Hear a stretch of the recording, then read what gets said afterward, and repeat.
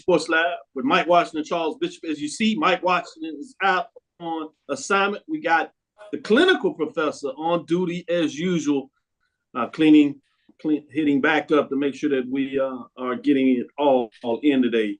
Welcome to episode 337 of Inside the HBCU Sports Lab show, radio show and podcast. The show that's covering sporting HBCU for all things HBCU sports, from institutions large and small, from the HBCU athletic aesthetics to facilitate the story of HBCU athletic programs in the business of HBCU sports.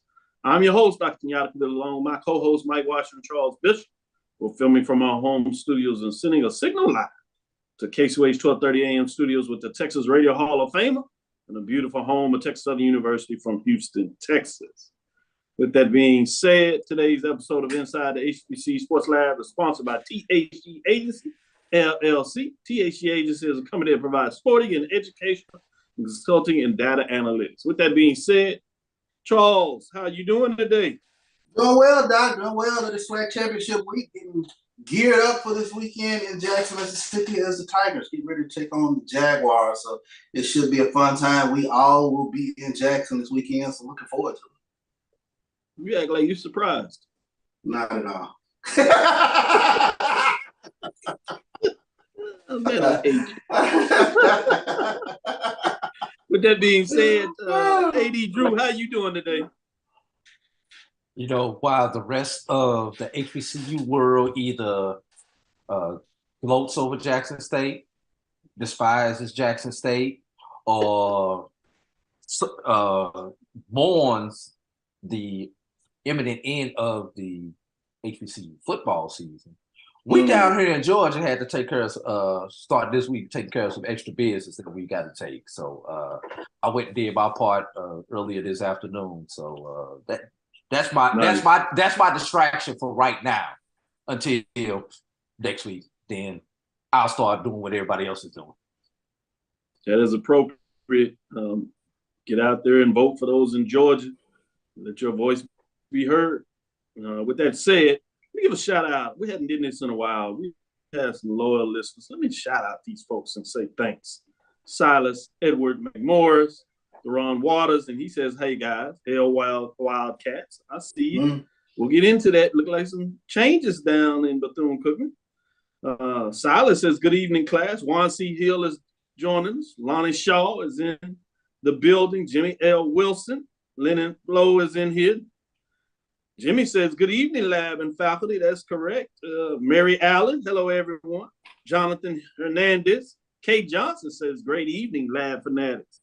Ricky Burton is in the building. John Jenkins, Jazzy Faye, saying, "Hey, y'all." Trudy Jackson in there. Lonnie said, "Hola, lab mates." I like this. Nice. LaShawn Harris. Lennon says he has a question out the box. "Hey, Dr. Cavil, the Spartans are taking over H-Town tonight. We're taking all the turkey legs from Turkey Leg Hut." That's a great choice. That is a great choice. So somebody has told you about the assignment and you have done your homework, Lennon. And so I like the fact that you're taking over Houston. I certainly look forward to that matchup, playing a number one ranked team now in the Houston Cougars down there. So great opportunity.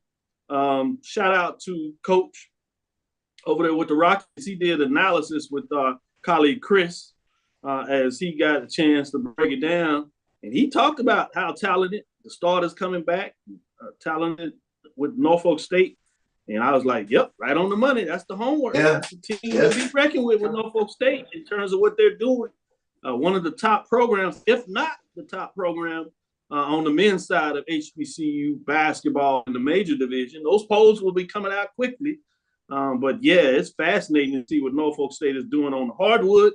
And as we finish up those off the grass and turf, if you would, it is about time to start focusing a little more on basketball. We'll get in that a couple of weeks. We still got a couple of matchups that we got to get and crown the champion this year at the major division level. We finished that with the major division level. We will crown a champion today.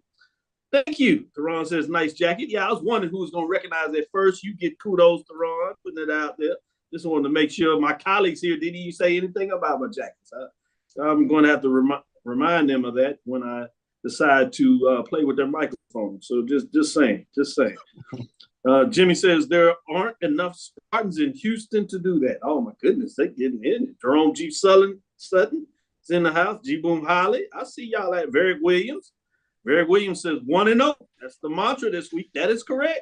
To win a championship, you must go 1-0. I like that. Charles says 0-1.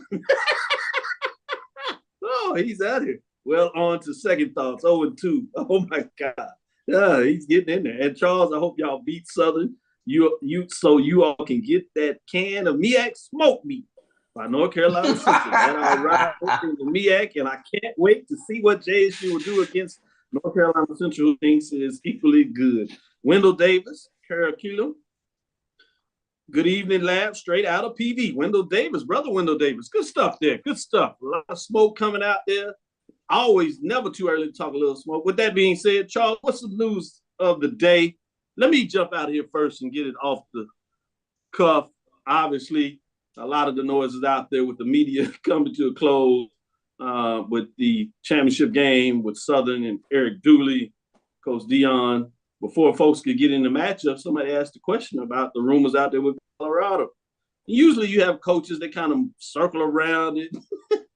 He came back and said, as he did not avoid it, he confirms that he's been offered by Colorado. And then he puts even more out and said by others.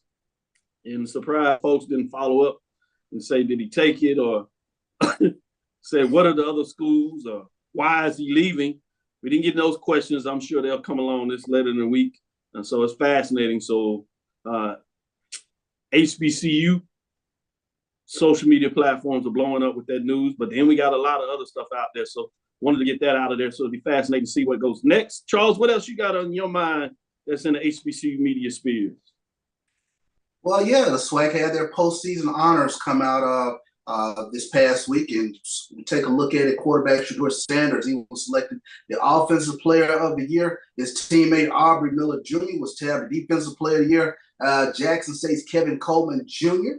Was chosen as the Freshman of the Year. And then you also have Jarvian Howard from Alcorn. He was the newcomer of the year. So all those guys, tremendous accolades. Too many accolades to probably read through all of them, but I'll touch on a couple of them here. Offensive Player of the Year, Shedeur Sanders, he had set a single season record for touchdown passes, 32, while passing for 3,083 yards and rushing for a career high 5 touchdowns. He leads the SWAC in completions, completion percentage, passing yards, and touchdowns. We take a look at Aubrey Miller, who had 98 tackles on the year, 53 solo, 1 sack, 3 forced fumbles, 2 fumble recoveries, 4 quarterback hits, 5 pass breakups, and 1 touchdown, and a partridge in a pear tree. And then newcomer of the year, Jarvian Howard, SWAC newcomer of the week, twice this past season. He led the league in rushing yards, 1,273 yards, while ranking 4th in scoring.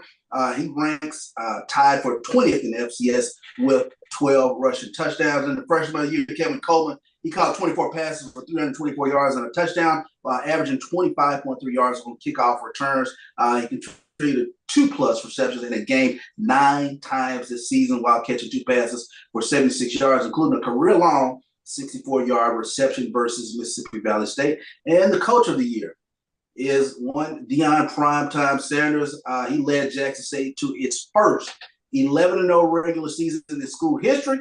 JSU also completed the first undefeated fall regular season by a league team since 1991. The Tigers tallied 10 wins by margins of 10+ points, and Jackson State held 10 opponents to 14 points or less, while the defense also led the FCS in 7 defensive categories. Jackson State has won 17 consecutive conference games and 19 straight against SWAC opponents. So those are your postseason honors. Jackson State really racked up. Yeah, they went into treasure chest. They this close for a sweep. The last time I think we've seen a sweep. Yeah, last time we've seen a sweep in terms of a sports in the SWAC was back Texas Southern a couple of years ago in basketball. We hadn't seen that in a while in terms of what that looks like.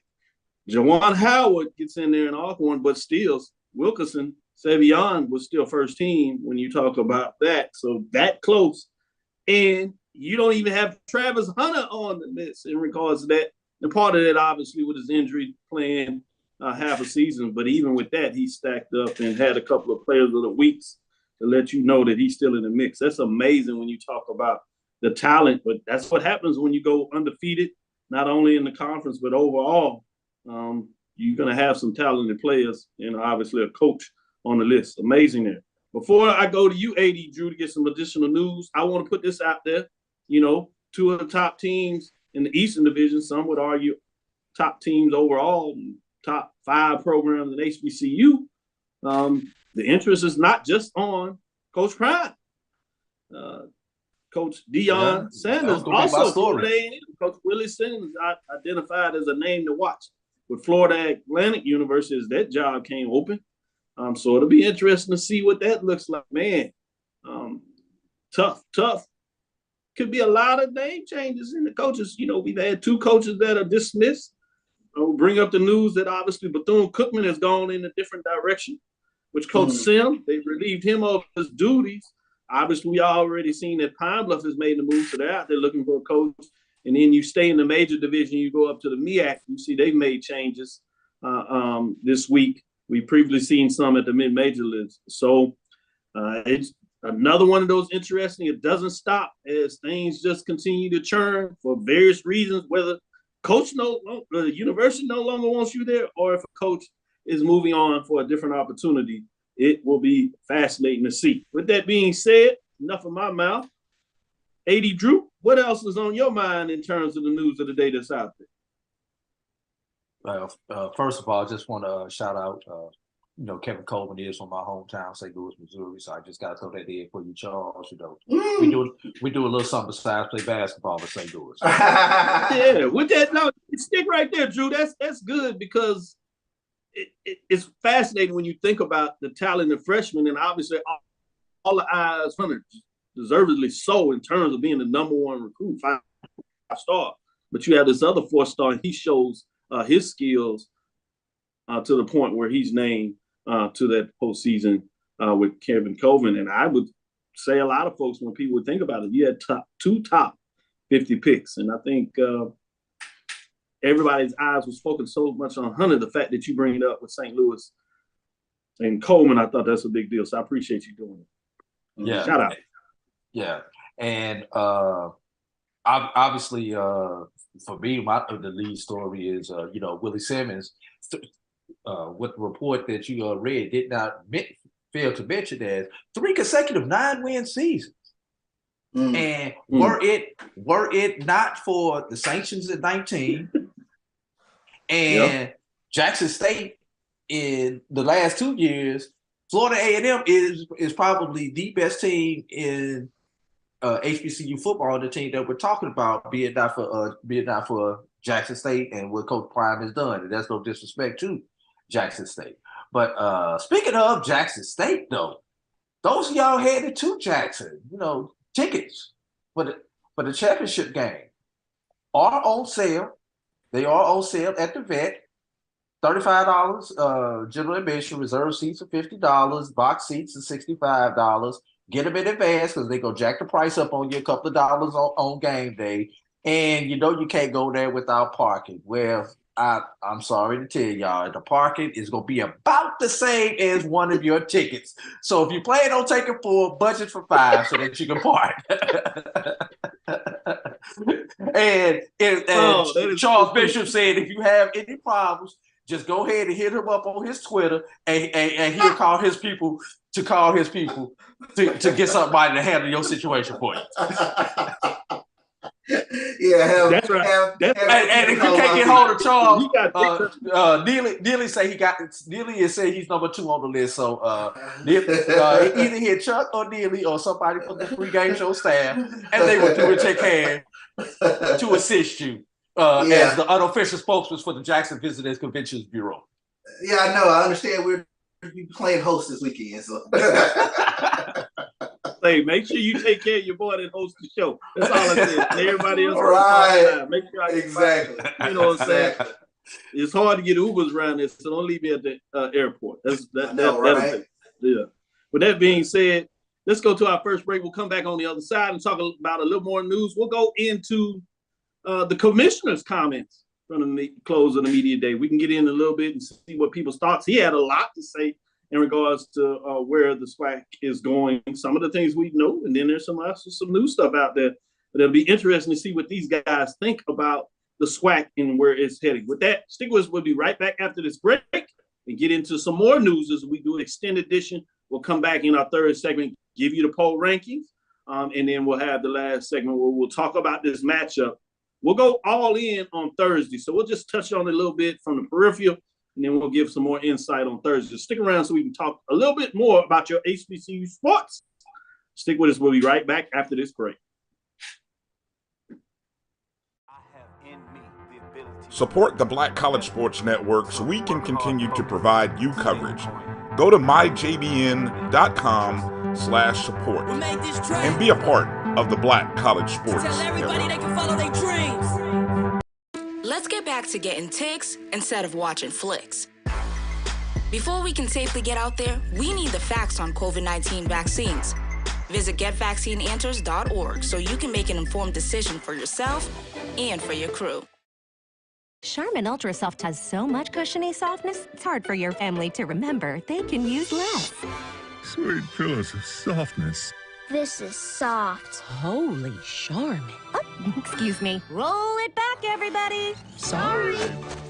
Charmin Ultra Soft is so cushiony soft, you'll want more, but it's so absorbent, you can use less, so it's always worth it. Now, what did we learn about using less? You gotta roll it back, everybody. We all go, why not enjoy the go with Charmin? Maureen is saving big holiday shopping at Amazon, so now she's free to become Maureen the Merrier. Food is her love language, and she really loves her grandson. Like, really loves. Since 2002, Empowerment Resources, Inc., a nonprofit organization, has empowered more than 1,500 youth and adults in Duval and surrounding counties. Through its programs, Journey into Womanhood, Girls Mentoring, Life Skills for Teens, and Parenting Education Coaching. To get involved with programs, volunteer, or donate, visit www.empowermentresourcesinc.org. Follow us on social media, facebook.com/empowerment.resources and instagram.com/empowermentJAX.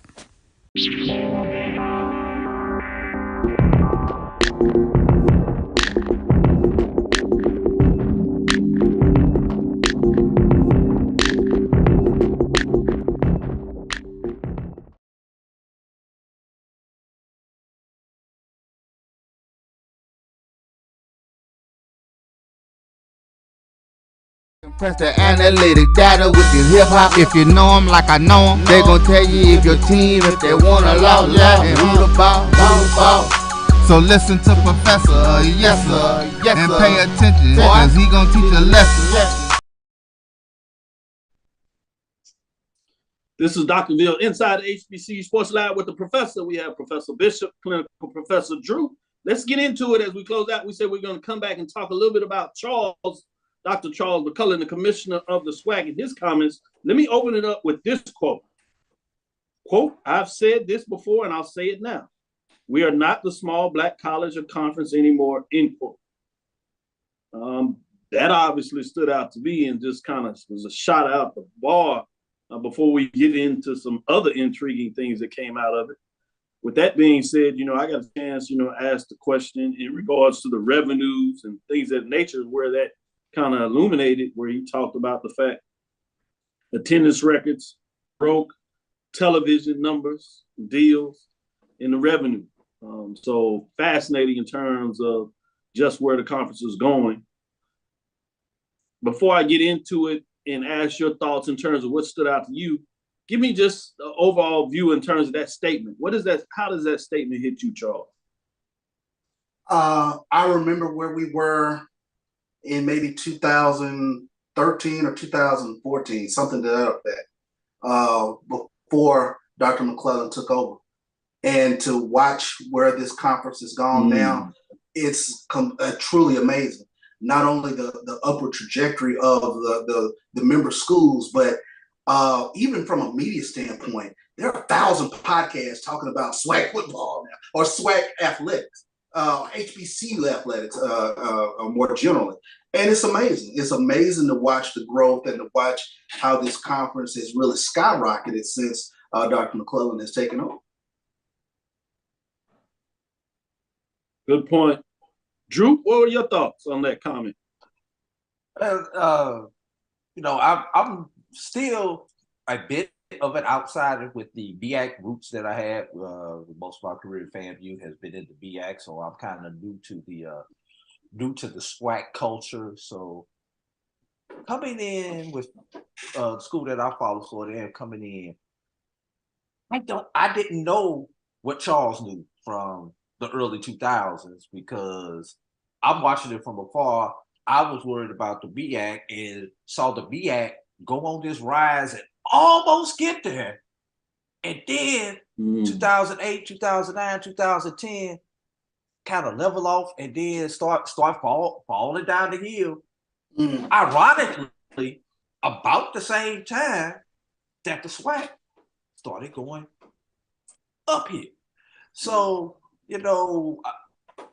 I wonder how much are we pulling from one black for another black to shine, or are there other factors that are contributing to this?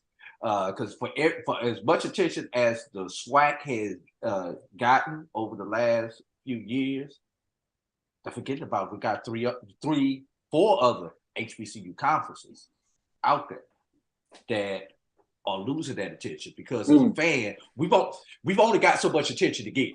So between that and we have to really ask the honest to God question: how much of the SWAC's mediocre rise in the last 3 years is the prime effect?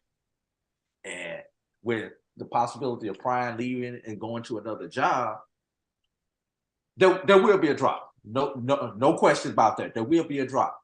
But where is that sustainability point that's still going to get it so that the other programs get to benefit of it? When will the trickle down economics, and I'm going real old school with that, when will the trickle down economics start affecting coaching salaries, scholarships, other benefits that players are able to receive, and capital improvements at our school?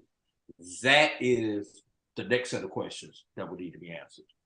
Great points. Charles, you want to jump in there, respond to it, or add to it? Yeah, I think Dr. McClellan made a point when he was saying that, the revenue growth within the SWAC is where they've distributed more than $9 million to the member schools. And then you take a look at the television contracts with HBCU Go and ESPN, which he mentioned that they're about to renegotiate. And I think we're still in an upward trajectory. There's no doubt there has been a prime effect, but I think that prime effect is something that's boosting it even more. I don't think it's ready to level off as of yet because we're in a situation where we're going to see more eyeballs on the conference as a whole. Can I follow up with that quickly? Go ahead. And I agree with you, Charles, but I still go back to my question. When are we going to start seeing the tangible results of this money that these schools have received? When are we going to see the improved athletic facilities? When are we going to see the new turf or the new weight rooms or the new training facilities at schools not named Jackson State and Florida A&M?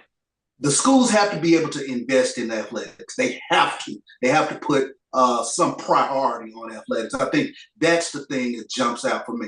I mean, it's one thing for the revenue to be distributed, but is it going to make its way back into the growth of the athletic program? And that's the question that I have. How long I think is it 3 years? Is it 5 years? Questions. Yeah, I think those are legitimate questions. And I think you're right. You're probably going to have to see it over a 3 to 5 year period of time. And I think there's an important part to look at. And so when he talks about the distribution of $9 million, and you know this about projects because you've been in project business, and same with yourself, Bishop. It's like there's the planning phase of the project business, and still some of these things have to be approved for the board. So if you get money that is distributed, let's say it's distributed late in the spring semester, which have been last year, you're talking a lag time 3 to 6 months, maybe a year on projects. And I think we just need to look a little closer at some projects that took place, and some of those projects are directly related because of the revenue growth and the competitive nature of what's taking place.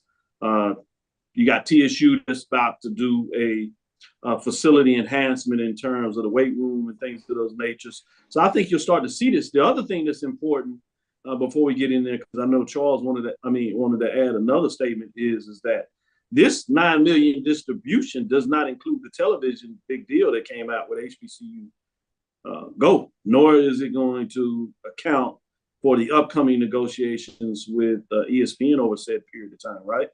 So that distribution money from HBCU Go will not even be distributed until the end of the year. So there's going to be a natural lag time that we got to think about. But to your point, is that then investment needs to be made. And I think you're starting to see some of that investment. And I would say some of that investment that you're seeing right away is the influx of salary that's directly related to what you see some of the stronger basketball programs or what they're doing. But as you're alluding to, it has to be continued. Let me go to you, Charles. I know there was another statement that you wanted to look at that brought out of there, as he has the quote that says, "We are a legitimate force. Our revenue numbers are tracking extremely strong. I have not seen the other FCS conference revenue this year, but based on last year's numbers, we will be ranked first of all FCS. Given where we are with our television contracts, in 5 years, we'll actually surpass 2 FBS conferences, and they might have the ability to up their numbers with new television contracts. But based on where they are now, you're projected to be above at least 2, maybe 3 of the FBS conferences out there." Charles, what are your thoughts when you hear things of that? And what else did you want to bring to the table? So that's amazing to hear. And the natural question that comes to my mind is, are we getting to a point where the Southwestern Athletic Conference is outgrowing FCS? Is it legitimately ready to make this move as a conference to the FBS, where by all accounts where all the money is? So that's the major question for me. Yeah, I think that's fascinating because I know I was listening to some things outside of FBS, and obviously we've heard about Sam Houston State, Jacksonville State, and most recently over there in Kennesaw State, or Kennesaw, they like to talk about it now, out of the greater Georgia, greater Atlanta area, moving to join Conference USA. But Stephen F. Austin was a rival to Sam Houston there in the WAC. And one of the things that those Texas schools that left the Southland Conference to join the WAC and started football is over a period of time, they were going to talk about going FBS as a group. And Coach Stephen F. Austin says that's still the plan. It looks like they may join up with the Atlantic Sun on the football side and still push towards that trajectory. They have the benefit of the WAC being at one time being a football FBS conference. So what does that look like? And I know he talked about the transformation committee and how heavy he's involved in terms of making sure the politics is taking place, that the governing rules will be in place so the SWAC can look at being FBS. So great points you're making there in terms of what that looks like. Lonnie has a legitimate question here, and statement more than a question, I should say. The second part is a question. He says, you're not going to see it when the average giving back from HBCU's alumni is around 13%. I think that has to increase, but I think sometimes we need to be careful because he talks about why can't we reach 40% of historic white colleges. He said PWIs, but I like to use the vernacular of historically white colleges. So you're showing the equality between the two because that's what they historically were historically white colleges. And if you put predominantly, you allow them to escape their history, particularly the negative connotations of the history, which we need to make sure that we remind them of their unjust framework of what they did. But part of that injustice that I think sometimes we forget is that there are studies out there that talks about the average salary of African Americans and how it compares to European Americans and whites. So if they're making greater salaries, both between men and even more so in terms of women, and we tend to educate more women in terms of African Americans, the capacity in terms of the income makes it more challenging to look at the giving rates. So I think it's significant and dangerous to always compare yourselves to historically white colleges when you have a deprivation of years of privilege that is associated with who they are. So it's good to have measure sticks, and it's always good to increase and push that. But to strictly measure yourself, whether it's in athletics in terms of your ability to compete, we need to make sure that we're looking at the whole entire picture of what takes place in this country that puts African Americans, Blacks, and institutions or Black spaces in a challenging position in regards to understanding that. And I think sometimes we are quick to forget as if everything is equal. And even though we have a lot of African American Black people doing well, we cannot forget what is really out there in terms of that.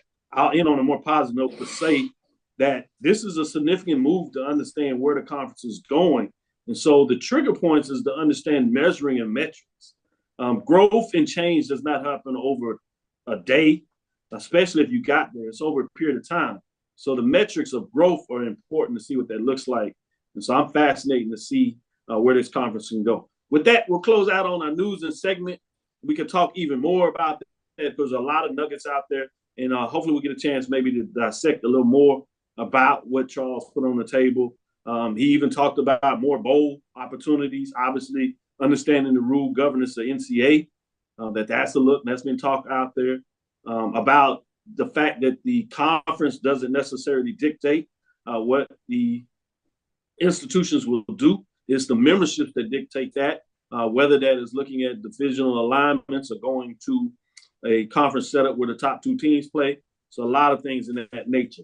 With that being said, let's go to our next break. We'll get into marching sport in terms of the halftime, and then we'll come back on the other side and we'll name our top 10 rankings. We'll name our mid-major champion. Shouldn't be a surprise to anybody. And we'll give you an update on the major division field as we start to close out on the champion there. In a lot of ways, we're into a playoffs. We'll maybe show you what that looks like in terms of those that are interested in the postseason playoffs. I would say in a lot of ways, we do have a playoff system and we can enhance it even more. But right now, we certainly have a playoffs. What's going on? And I'll tell you a little bit more about that on the other side. Stickers will be right back after this break.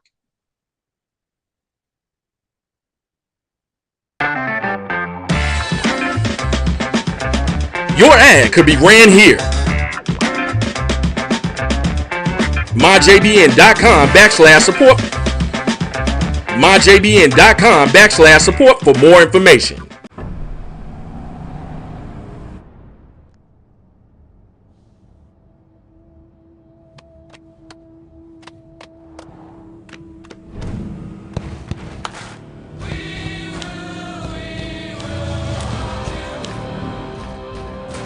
The new GMC Sierra with hands-free driving offers the most advanced and luxurious pickup in its class.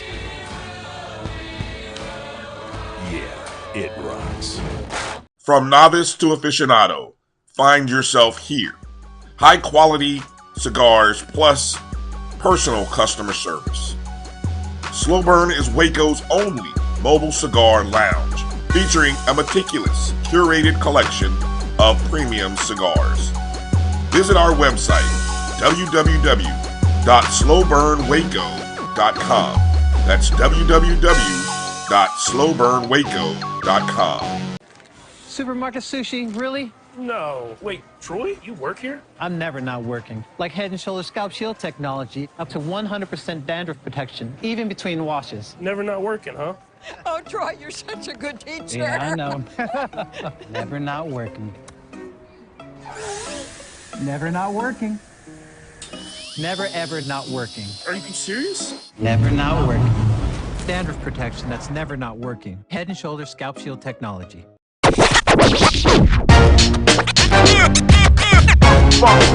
It's like a loop machine. All around town, people trying to get down.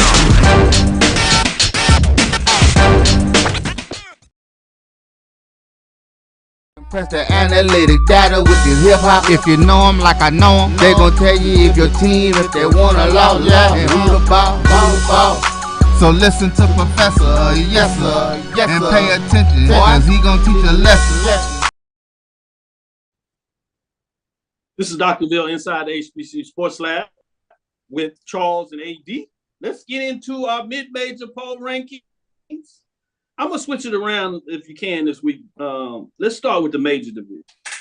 Since we're going to name our champion mid-major, we're going to save them the last, give them a little time and a little shine to be last up as we do. So let's go into the major division and look at the updates of what took place there. No changes in terms dropping out. Obviously, we only had a couple of games this week involving major division programs. That was the Bayou Classic that came in with attendance of 60,000. So they are number 2 behind the Magic City Classic. Top 10 of the top 10, I think, what was it, 5 of those games involved Jackson State? Yeah, four of the 10 involved Jackson State.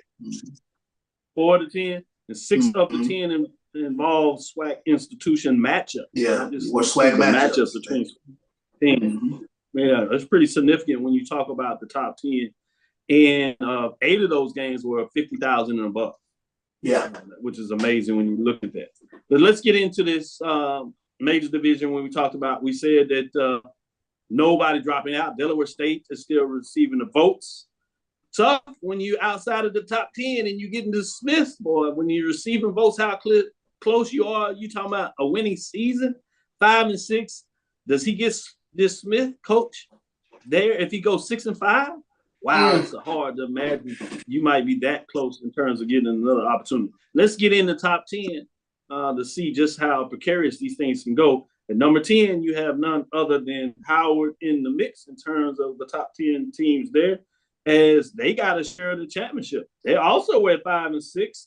And again, to give you another example, they went 4-1 in the conference race in terms of what that looks like, but it gives you another example of just the difference to a program that is on the upside, finishing 4-1 in the conference versus 2-3, same overall record, but Howard earns the co-championship part of the MEAC, so you see them totally different. Let's get into number 9. Number 9 in terms of our ranking is none other than Alcorn State Braves, 5-6, 4-4 in the season. In the Western Division, they were in contention to play in the SWAC championship game until their last game against the rival, and that they were one of the teams among the 4 that got knocked out, with 3 of them getting knocked out. Brings us to number 8. When we look at number 8 in the poll rankings, we have none other than Texas Southern, sitting at 5-6 in terms of what they did with a pretty solid season, and giving them some credit in terms of what's going on there in terms of that matchup.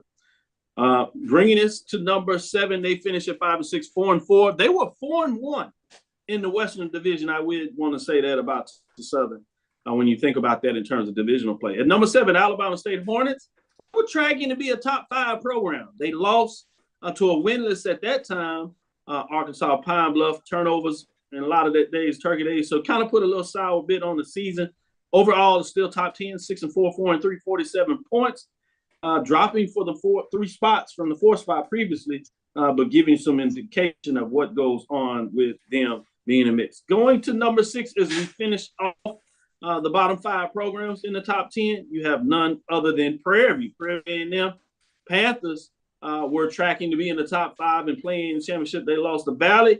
It pushes them down. They do move up based on some of the changes there, having the head-to-head record against Alabama State, but they finished at 6-5, 5-3, moving up 1 spot from number 7 at 48. Let's get into the top 5 programs and see who are some of those more special programs, if you would. Top 5, North Carolina A&T State Aggies, 7-4, 4-1. Solid season, but disappointing when you start thinking about that they were playing for a championship game literally last weekend with a chance to get into the playoffs, finish at 8-3. They lose that. They fall to 7-4, 4-1 in the conference race in the Big South before they move over to the Colonial, where things certainly will change. We'll see what that looks like moving into 2023 season. With that said, still sticking with 2022, let's get into number 4. Southern Jaguars drop up 2 spots in the top 5. Makes it nice. You can talk about a top 5 matchup with the SWAC championship game this weekend. Southern Jaguars get to 7-4 as they finish at 5-3 in terms of their overall record, winning the Bayou Classic. Make sure I get that correct. They're actually 7-4, 5-3. With that being said, let's get into number 3, moving up the ladder. FAMU. FAMU is 9-2, 71, 94 points.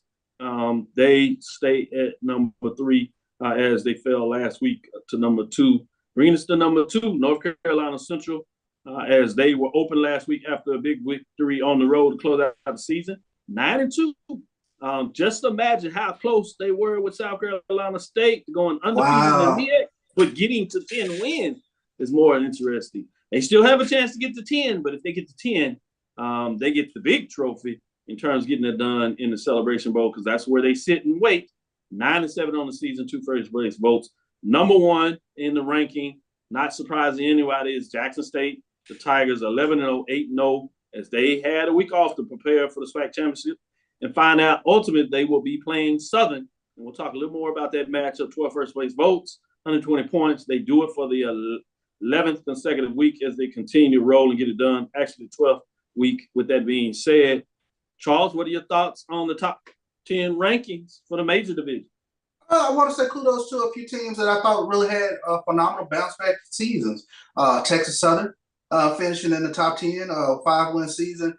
Considering where they were, a heck of a bounce back. Alabama State had a bounce back season where they, although they did not finish strong with the loss of UAPB, but it was a bounce back overall season with the addition of Eddie Robinson. And then Southern, we have to remember Southern did not have a good season last year, but for them to bounce back and to be playing in the SWAC championship game, you have to take your hats off again. But Jackson State with the undefeated season, it was a historic season.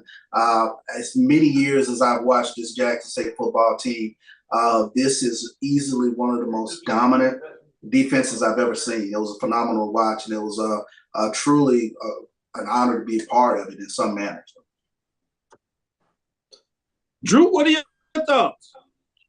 Dr. Cavil, this was probably the most anticlimactic poll, not only for the year, but maybe the most anticlimactic poll in the history of the Dr. Cavil's Inside HBCU Sports Lab poll. I mean, that's nothing there. Everybody is exactly where you thought they would be. Southern had the opportunity to move up with the W, and they did. They moved up right about where you thought they should be. You know, some people may argue A&T versus Southern in that 5-4 slot, but you know, Southern is still playing. A&T is sitting at home, so I can see Southern getting the bid. So the question is, after this week, Jackson State, Southern, where will they sit based on the win and the loss? And since there's nothing else to fill up the time for this segment, I do want to bring up something about the Bayou Classic, and I just got to get this point out. For all those who are talking about playoff versus Celebration Bowl, there were 8 FC playoff games on Saturday. The combined attendance in all 8 FCS playoff games was 41,189. You wonder why they play the Bayou and say the heck with the playoffs? They got 68,341 reasons why they play the Bayou instead of going to the playoffs. You're going to see another 55 to 60,000 reasons on this Saturday why we play our own postseason instead of going to the playoffs. And you'll see another 45 to 50,000 in 2 weeks on why. I'm afraid that is just to put that down. That was over 27,000 difference. If they would have had 12 games in the playoffs on Saturday, I still don't think they would have even the Bayou Classic attendance. You know what they did? I'm sorry. I'm off my soapbox. No, let's just say it. Let's put it out there. I mean, let's unpack it. The reality is that the data points are out there. If you are still advocating for playing in the playoffs, that's just your inner proximity to whiteness demons acting up. We gotta be real about that. Just say the inner demon. Yeah, inner demons. We are. That's better than what I usually say. We got to record that. That has to be a clip. I got to put that out there. You know, they ice is colder than our ice, so that's why we got to go to the playoffs, because they ice is colder than our ice. They trophy is better than our trophy. So yeah, Simple. That's true. But let's get into the mid-major poll rankings. We won't go through the whole thing like you said because this is really anticlimactic. It's literally the same. So let's pull it up and let's start with the very end and go to the end where we officially will name the Benedict Tigers as they remain number one, third straight weekend in terms of what they got done. And so the Benedict Tigers, as they fall with a tough loss at home in the playoffs, they still had a magical season going undefeated during the regular season, which included winning the SIEC Eastern Division, the SIEC Championship game, and getting it done in terms of what that looks like. So go ahead and go to that last slide, if you would, and just kind of run through that so people can at least see that it took place.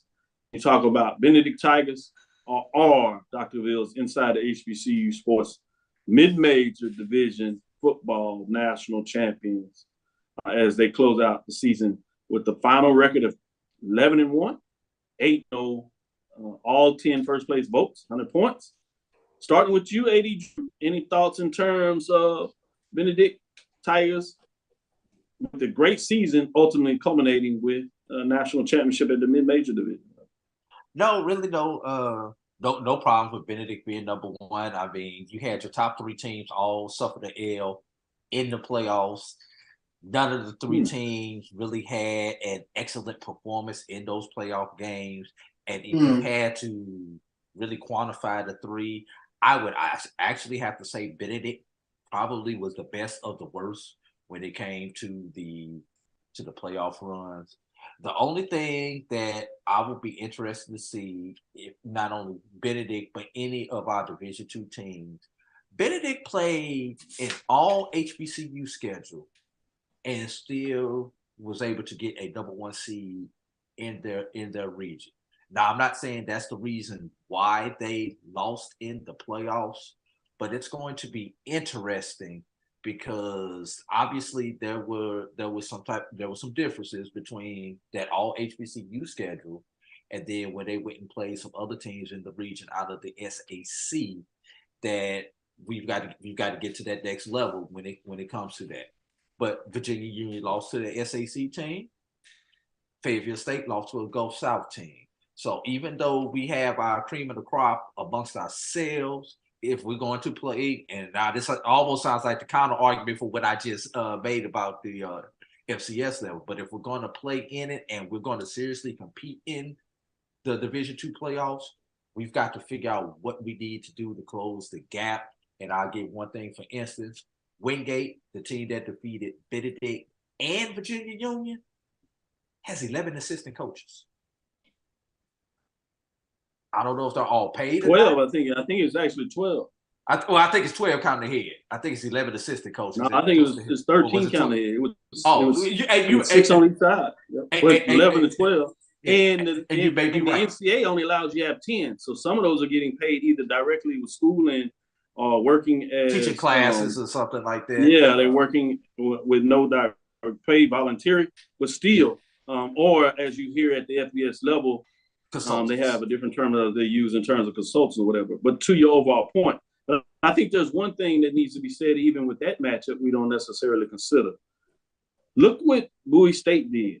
Yes. But part of their success is the fact that they were able to continue and grow.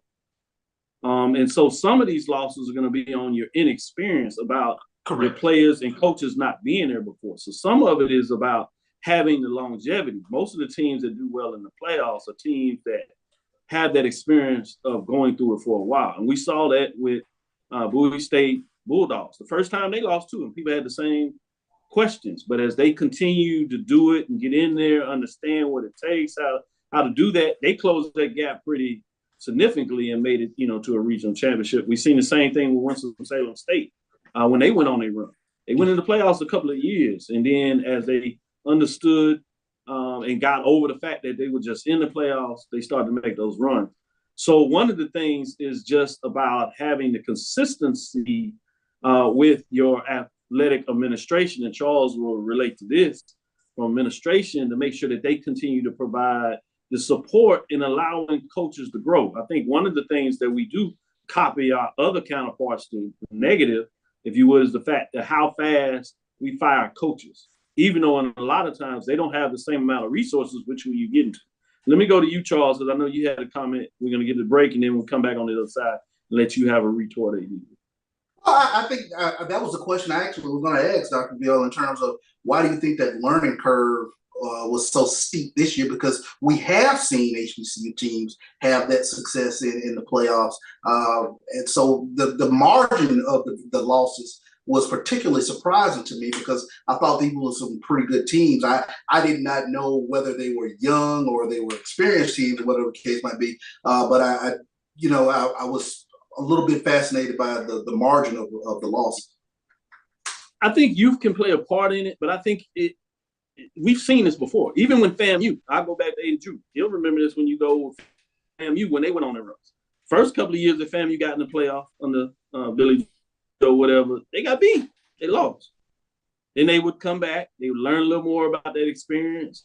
They went through the process, got better in terms of the teams, had great seasons. They even got the understanding about how to petition for a home game. They got a home game. They won that. Then they go on the road.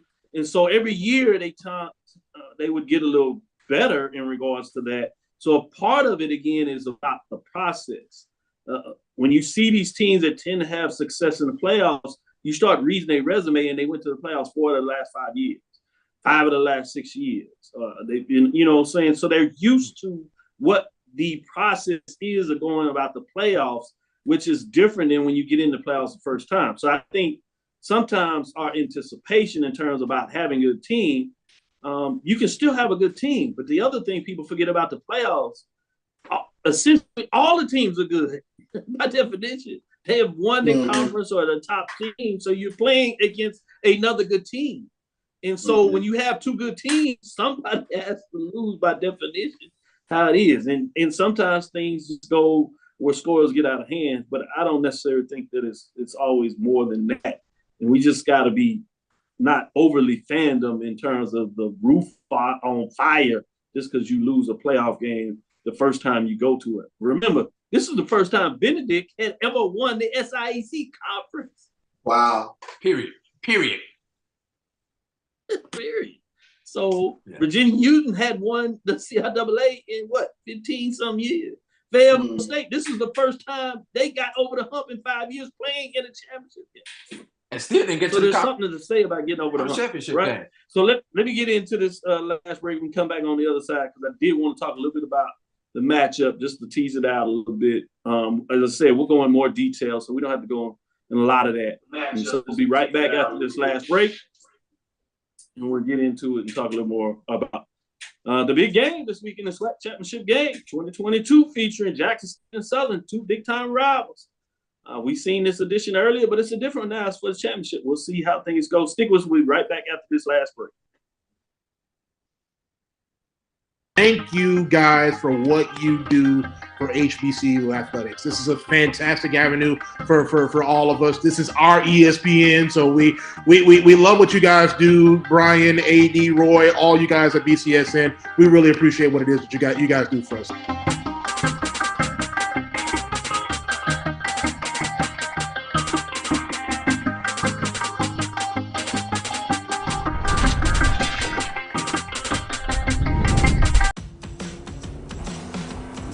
We'll be there soon. We? Is this the one? Well, let's say I found the one who takes me to another level. Always stays calm under pressure. Most importantly, the one that helps me discover the coolest places.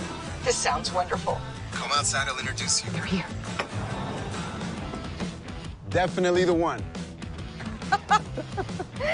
Introducing the all-new Nissan Frontier.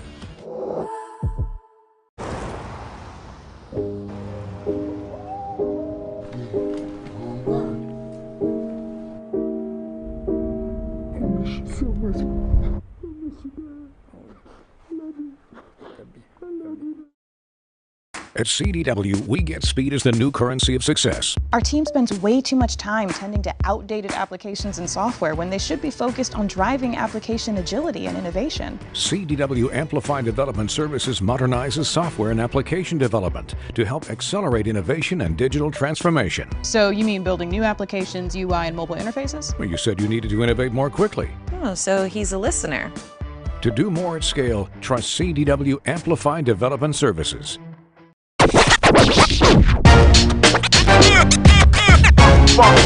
It's like a loop machine. All around town, people trying to get down.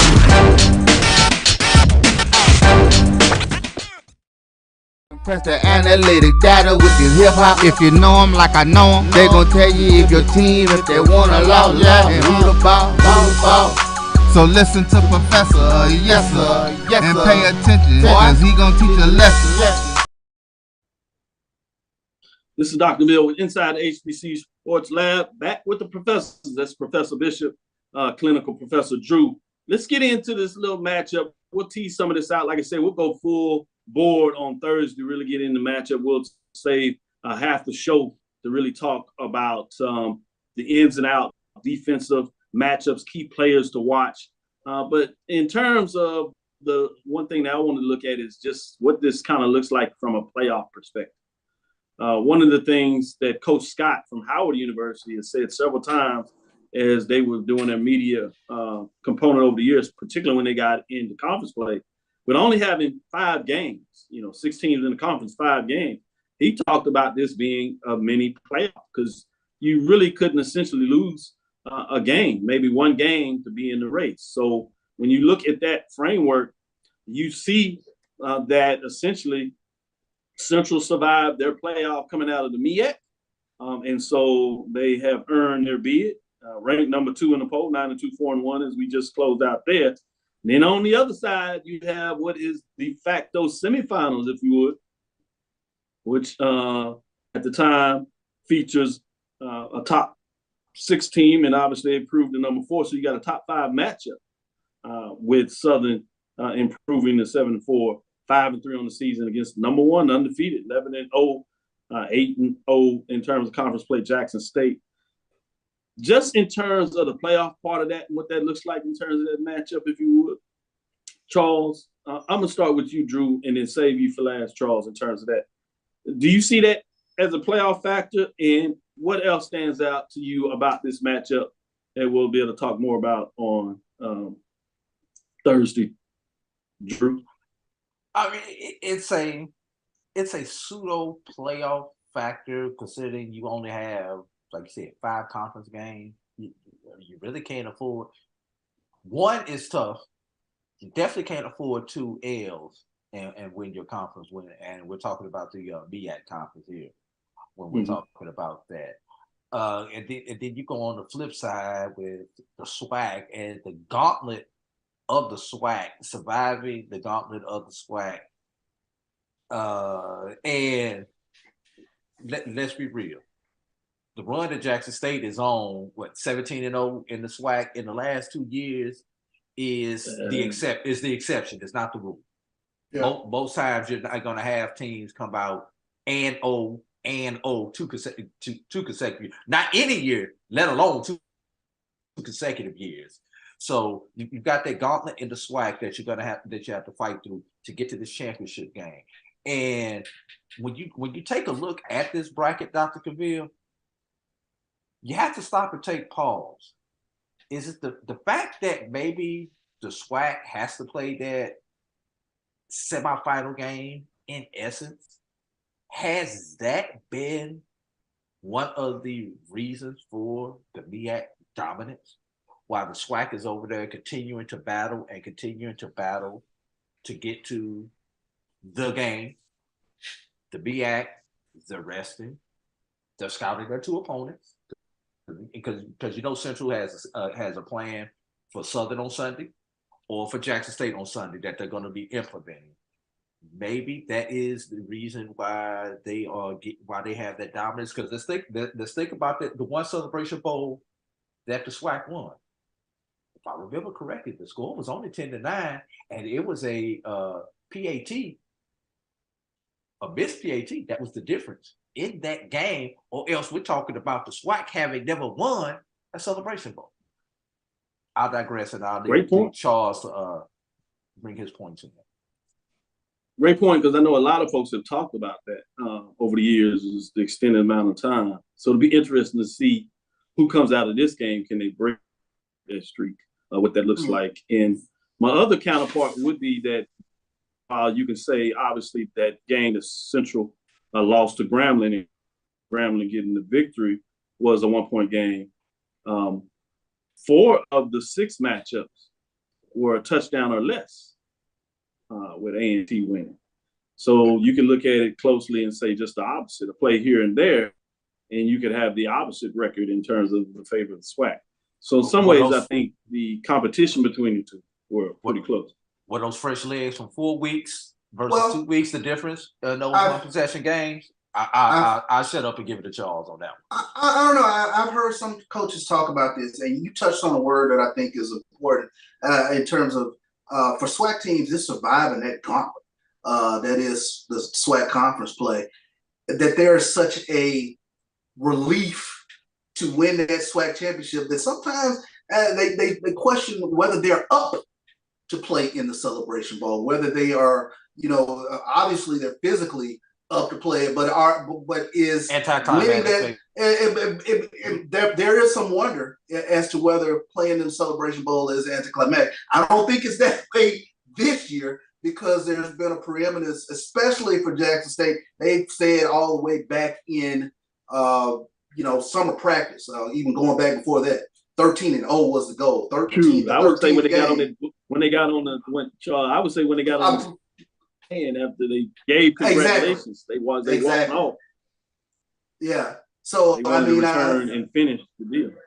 I think there's been some of the scuttlebutt, among some of the coaches, but there is no doubt. I think playing in that playoff sort of week in, week out format that the MEAC has, it definitely sharpens them going into that Celebration Bowl. And then they have that time off. I used to wonder, did it help or did it hurt? But obviously the proof was in the pudding. So it has helped them. Can I throw one more thing out? Let's keep something in mind. These last 2 years are the first 2 years that the BAC has only had 5 games. Remember, prior to that, the BAC was playing 8 conference games, or was it 7 conference games? I believe the BAC was playing 8 conference games. Well, they had their own gauntlet without the championship game, which kind of goes back to that. Even surviving that gauntlet with the 8 games that the BAC used to have, you still had 4 weeks to rest, recover, rehab, and any other R that you want to throw into it. Rehabilitate, Yeah, that's a good one. I'm going to go with what they say in Las Vegas. Charles, you're like this in terms of stats. I think you all are trying to take too small of a sample size to make a case. I think you just have streaks. You look at the Super Bowl, when you talk about the AFC and the NFC over the years, you've had both divisions go on significant streaks. And people couldn't just figure it out. I mean, they basically were playing under the same rules. You had talented teams who would come out with significant records. And sometimes no matter what the records was, a team with 2 or 3 more wins would still lose in regards to those streaks that you've seen in the AFC. And there's a couple of things there that go back to it. One, you're just talking about the fact that you're playing in a game where you have 2 teams that are playing well, right, to get to this point. You have 2 really good teams. Somebody has to lose. And so sometimes it's not just about all these other things. Shout out to the executive director, John Grant, because he was curious about what that looks like. And I had to really get into the stats. And you know this, Charles, to have stats to really be significant, to try to give you some analysis, you have to have a minimum of 30. We've only played 6, 7 of these games. It's not enough of a sample size to really get into significant cases of what it is. I think it's good in terms of us talking about it because, there could be some factors there. But I think it's really too early to tell in regards to this. And I know we go in there and some people talk about the line play and this and that. And again, I go back to the fact that of the 6 games, 4 of the games were like close. One play, which means that one team just made a couple of more plays than the other team. And it happened to be the team that came out of the MEAC. So you give them credit because the record is what it is. But to try to create the sample size, I think that's more about the fans of trying to register while their conference is better than the other conference, or frustrated fans are saying, why is our conference that we have all this accolades in terms of attendance or in terms of pseudo marketing, if you would, why are we not able to have that play out on the field? You take the same thing. At one time, the MEAC went on a trend where they were winning the MEAC SWAC challenges.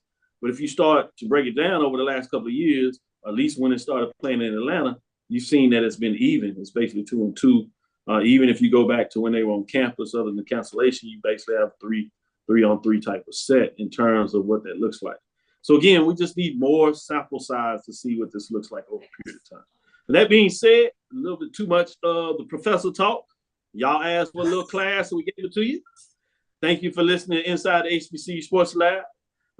Make sure you share our podcast with your friends and colleagues. I am Dr. Kenyatta, Cavil, the Dean of HBCU Sports, coming from inside the lab in the College of HBCU Sports with Mike Watson, Charles Bishop as our clinical professor. A.D. Drew, appreciate him driving the bus and jumping in here and relieving Mike Washington as he is out on assignment every Tuesday and Thursday. We'll be back on Thursday where we take a deep dive and really get into some of the players to watch. You've seen what came out of the SWAC today with all the American teams. You have even on some of the other sites with some of the fans. B.J. Jones talking about the player that led in sacks from Southern not being named Defensive Player of the Year. Then you have Get Ready talking about, no, that's not the issue in terms of how our team dominated. But you see it. It's going to be interesting when you get these two teams together. A lot of smoke. Who's going to want that smoke? Coaches talking about leaving. Coaches talking about coming. Coach just left the institution, came home. It's going to be a lot going on here. And at the end of the day, you can bring it up one more time. 80, Drew, what's on the line? It is an invitation to the Celebration Bowl to be played in 2 weeks in Atlanta, where it goes down for the ultimate trophy, the Celebration Bowl. And in this case, you're going to have, a top 2, 1 and 2 type matchups, or you can have a Southern team that's number 4 that probably will jump up to 3 or 2 if they can get the victory. So you can have a top 3, top 2 matchup regardless in the Celebration Bowl of 2 of the top teams. Just imagine what that looks like. Man, we'll get to talk a little bit more on that on Thursday as we get into it, and then we'll be back on Sunday to wrap it all up to tell you what took place. With that being said, we look forward to discussing this news on Thursday. Follow me, Dr. Kenyatta Cavil. It's DRKENYATTA, that's Twitter, Facebook, and Instagram. Inside the HBCU Sports Lab 1 on Twitter, Facebook, and YouTube. That's Inside the HBCU Sports Lab. Like and subscribe. My JBN, my BCSN. Make sure you download it on your apps as we continue to do and produce more program. You see that we were able to get you the playoff game against Benedict. So check it out. Dream big. Continue to move forward. We will talk with you soon. Charles? Of course. Drew? Lecture. Dismiss. For all of